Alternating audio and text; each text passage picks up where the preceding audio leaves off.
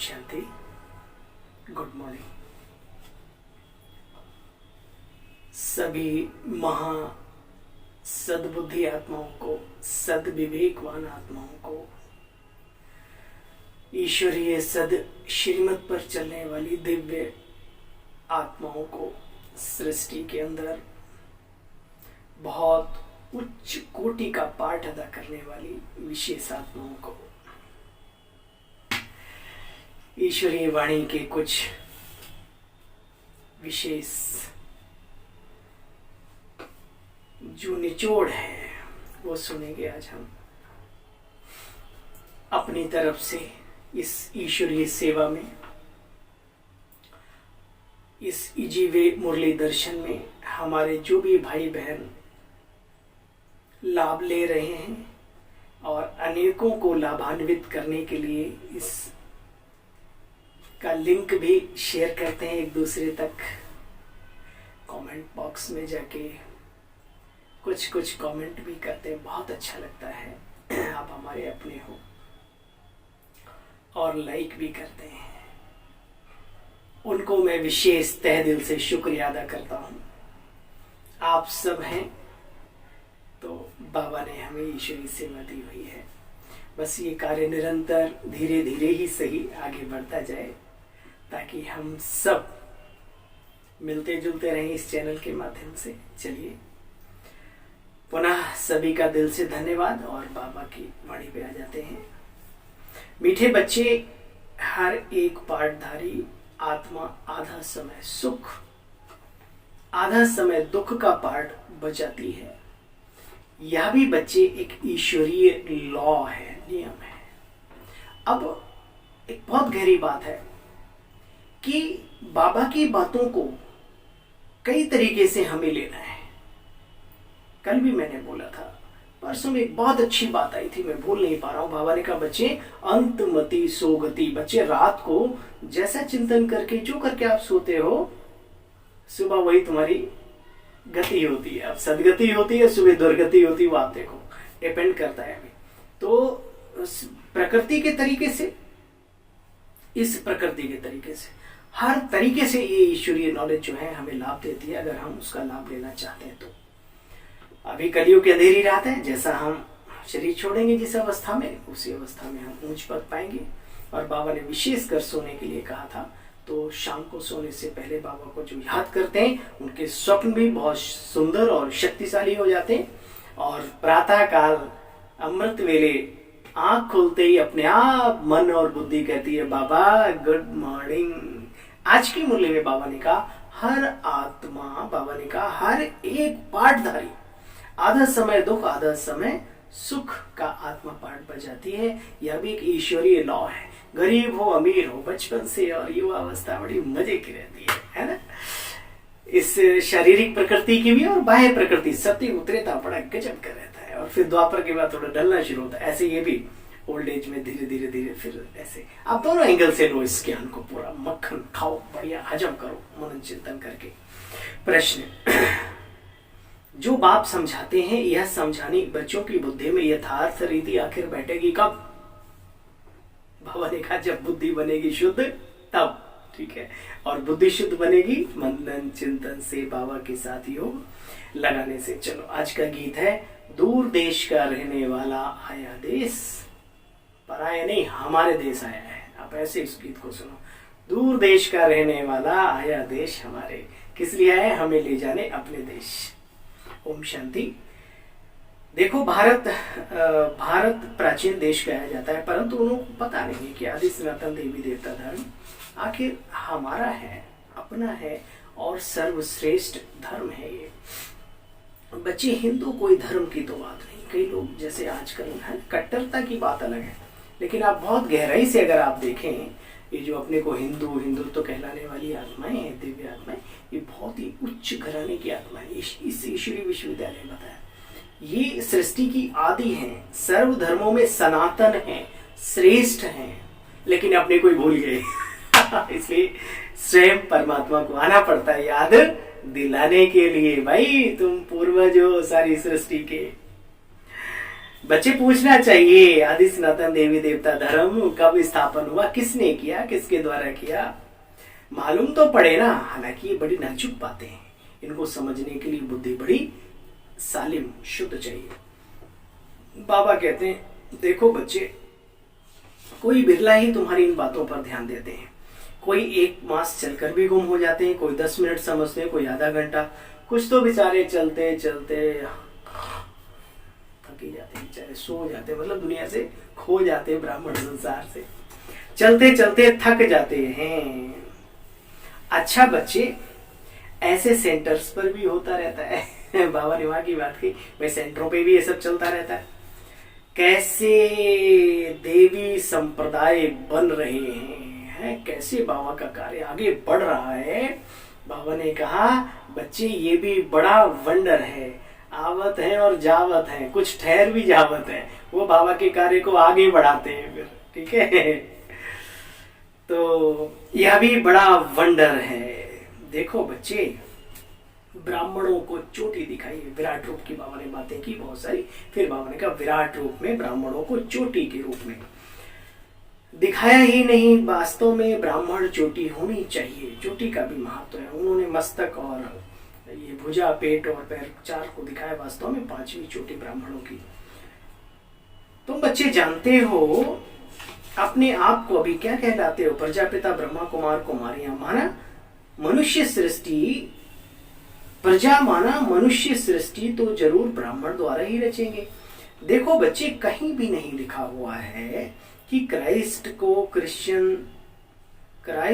Christian धर्म का धर्म पिता कहेंगे, और यह है प्रजापिता। बाबा ने कहा उनको प्रजापिता कहीं नहीं कहते, उनको कहते धर्म का पिता, और ये प्रजापिता ब्रह्मा को कहते हैं प्रजापिता, सारी मानवता का आदि मानव, श्रेष्ठ, उच्च, सबका पिता।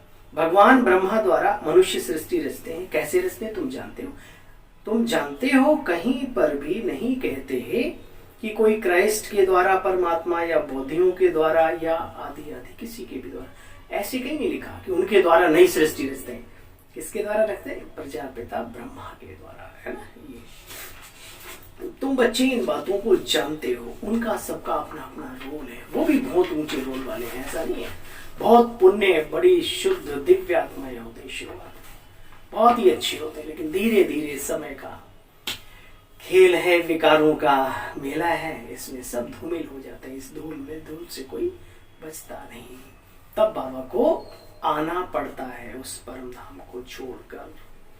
ये नई नई बातें हैं, इन्हें तुम बच्चे ही जानते हो। बाबा कहते हैं नई नई पॉइंट्स भी कितनी निकलती है, हर रोज बाबा की मुरली में नई नई पॉइंट निकलती हैं। हम तो कहते हैं हर रोज नित्य नई। कुछ बातें पुरानी भी होती, किस लिए होती? बाबा ने आज सुनाया, पुरानी भी कुछ निकलती है, क्योंकि नए नए बच्चों को भी कुछ नई, कुछ पुरानी पॉइंट बच्चे मिलनी चाहिए ना। अरे हम तो पुराने होंगे, जो नए नए आ रहे हैं उन्हें भी तो पुरानी बातों का पता होना चाहिए ना। बाकी तो तुम बच्चे जानते हो, अलफ और बे बुद्धि में अगर नहीं बैठा तो फिर क्या समझे? कुछ नहीं।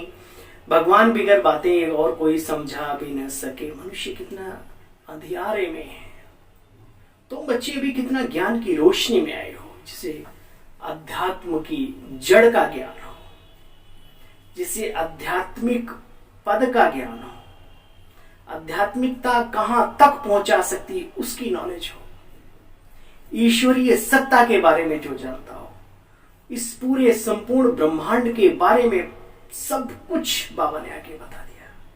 इसको रोशनी नहीं कहेंगे, और क्या कहेंगे? यही रोशनी है। ज्ञान सबसे बड़ी ताकत है जीवन की। बाबा कहते हैं तुमको रोशनी मिलती है। मनुष्य कितना घोर अंधियारे में है। देखो बच्चे, परमात्मा को कहते हैं ज्ञान का सागर। अब उनके नाम तो बहुत रखते हैं अपनी अपनी भाषा में, कम से कम बच्चे 1.5 लाख अपनी अपनी भाषा में नाम रखते हैं कितने रख देते हैं। धर्म भी बहुत है, फिर मठ पंथ, फिर अलग अलग मान्यताएं ईश्वर की है ना, अलग अलग तरीके से। तुम बच्चे पवित्र बनते हो।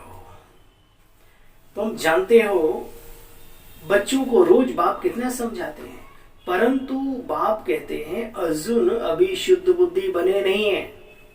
पुरुषार्थ करते रहेंगे तो जरूर खाद एक दिन निकल जाएगी। भाई मेहनत करते हैं, बाबा को भी भरोसा है अपने बच्चों पे, मेहनत करते करते एक दिन ये फूल खिल जरूर जाएगा। ठीक है, तो मेहनत करना नहीं छोड़ना। अच्छा भाई देखो, पवित्र बन तुम सारे विश्व पर राज्य करते हैं, तुम्हारी कोई के साथ युद्ध नहीं है। बाबा कितनी अच्छी बातें समझाते हैं। ऐसा नहीं हमने किसी से लड़के राज्य लिया, नहीं, बाबा दिलाता है योग बल के द्वारा।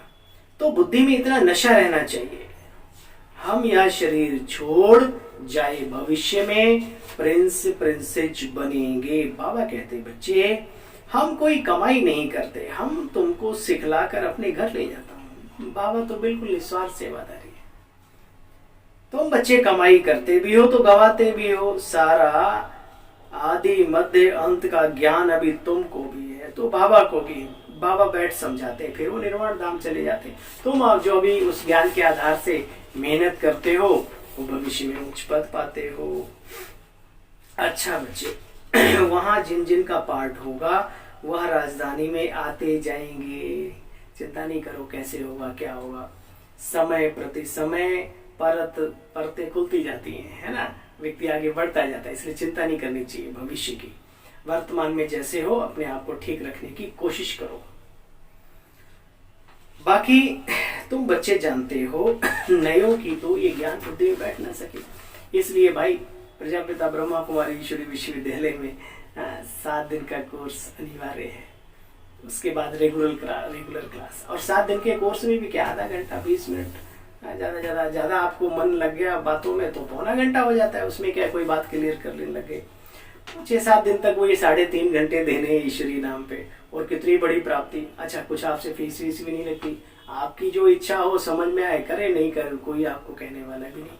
तो इतने श्रेष्ठ ज्ञान को तो ले ही लेना चाहिए, है ना।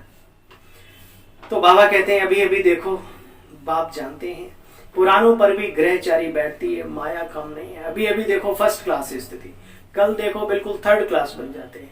ग्रहचारी न होती तो बच्चे आश्चर्यवत भागंती क्यों होते।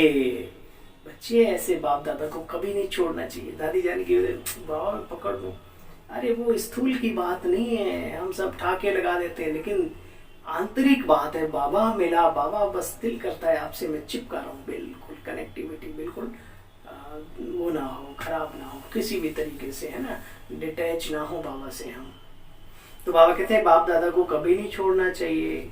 बाबा बच्चों को कुछ भी बोलेगा फिर फौरन प्यार भी तो करेगा ना। बाबा के दिल में बच्चों का कुछ भी रहता नहीं, हाँ सिर्फ शिक्षा देने के लिए कहना पड़ता है। कोई भी कभी कभी शिक्षा देनी होती, घर में माता पिता नहीं देते क्या, बड़े भाई नहीं देते, तो उसमें बुरा थोड़ी माना जाता है।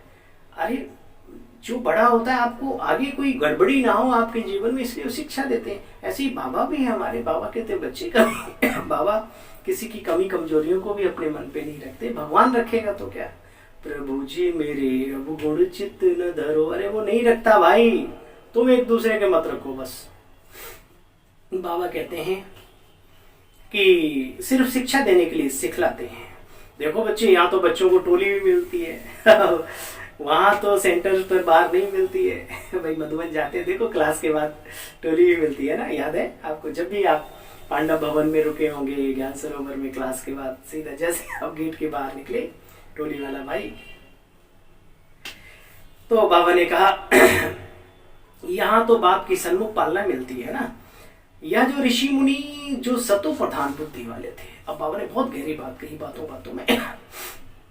यह जो द्वापर से ऋषि मुनि जो सतो प्रधान बुद्धि थे, जिनकी बुद्धि को ताला लगा हुआ नहीं था, वे कहते थे रचता और रचना को हम नहीं जानते, नेति नेति नेति। आजकल कलयुग में सबकी बुद्धि को ताला लगा हुआ है, वो कैसे जान सकते हैं। और फिर भी क्या बोलते हैं, हाँ मैं ही भगवान अपनी आरतियां उतरवा रहे हैं। वो हमारे पूर्वज ऋषि मुनि ईश्वरी सत्ता के बारे में कहते हैं मैं नहीं जानता। और आजकल अपने कोई भगवान कहला दिया, अपने से दिल नहीं भरा, तो फिर वो कल मूल्य होना है कणकड़ में। बाबा कहते हैं आज कलयुग में सबकी बुद्धि को ताला लगा हुआ है, फिर वो कैसे उसके बारे में जान सकते हैं। शास्त्र तो वह ऋषि मुनि भी पढ़ते थे, तुम पढ़ते हो, कोई नए थोड़ी पढ़ते हो। आज तुमको बहुत अच्छी अच्छी पॉइंट्स मिलते हैं समझाने के लिए, बस मनन चिंतन करना और सभ्यता के साथ ईश्वरीय सत्य को सब तक पहुंचाना, ये हमारी जिम्मेदारी है। किसके साथ? सभ्यता के साथ, नम्रता के साथ, सम्मान पूर्वक।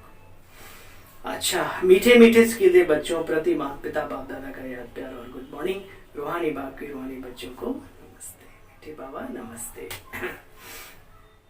मेन पॉइंट्स तो आप सबने सुनी ली।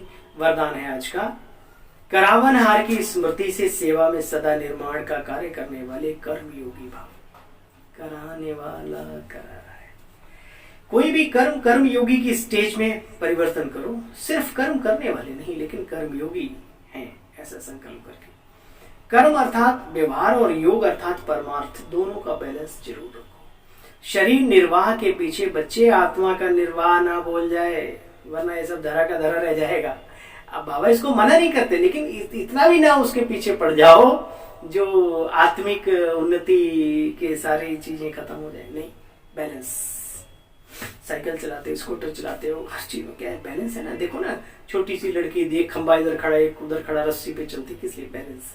बैलेंस लाइफ में बहुत जरूरी है। तो बाबा कहते हैं शरीर निर्वाह के पीछे आत्मा का निर्वाह ना भूल जाए। जो भी कर्म करो वह ईश्वरीय सेवा। तो अगर कुछ करते भी हो तो सोचो सेवा के लिए हम करें। इसके लिए सेवाओं में निमित्त मात्र का मंत्र व करण हार की स्मृति का संकल्प बच्चे सदा याद रहे। कराने वाला वो है, मैं तो सिर्फ करण हार हूं। करावन हार भी भूले नहीं तो सेवा में निर्माण करते रहेंगे। ये सबके लिए स्लोगन। सेवा व संबंध संपर्क में विघ्न पड़ने का कारण है पुराने संस्कार। उन संस्कारों से अब वैराग्य हो। ओम शांति, ओम शांति।